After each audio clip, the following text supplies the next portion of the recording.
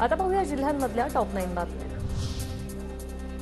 राज्यातील वातावरणातील बदलामुळे निमोनियाच्या रुग्णसंख्येत वाढ। निमोनियाच्या रुग्णसंख्येत 20 ते 25% वाढ झाल्याचं डॉक्टरांचं निरीक्षण। नाशिकमध्ये घोटी सिन्नर हायवेवरील मोरिया फॅमिली रेस्टॉरंटमध्ये दरोडा। चोरांकडून लाखोंचा माल लंपास, चोरटे सीसीटीव्हीत कैद। तुळजाभवानीच्या मंदिरातील सोन्याचा मुकुट आणि मंगळसूत्र गहाळ, नेत्रजोड, माणिक मोतीही गहाळ। 27 अलंकारांपैकी 4 अलंकार गायब। जळगावात पंडित प्रदीप मिश्रा यांच्या कथा समारंभात चोरट्यांचा धुमाकूळ, दागिन्यांची चोरी। 27 परप्रांतीय महिला पोलिसांच्या ताब्यात। जळगावात एका दिवसात सोन्याच्या दरात 1300 रुपयांची घसरण, तर चांदीचा भाव देखील 2000 घसरला। सध्या सोनं प्रति तोळे 63,000वर।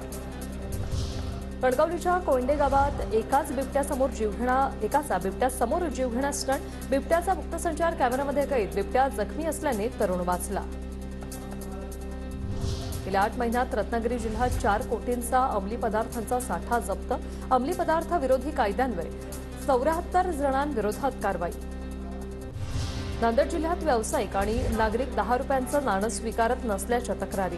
नाणं न स्वीकारणाऱ्यांवर कारवाई आणि बँकांना जनजागृती करण्याच्या जिल्हाधिकाऱ्यांच्या सूचना।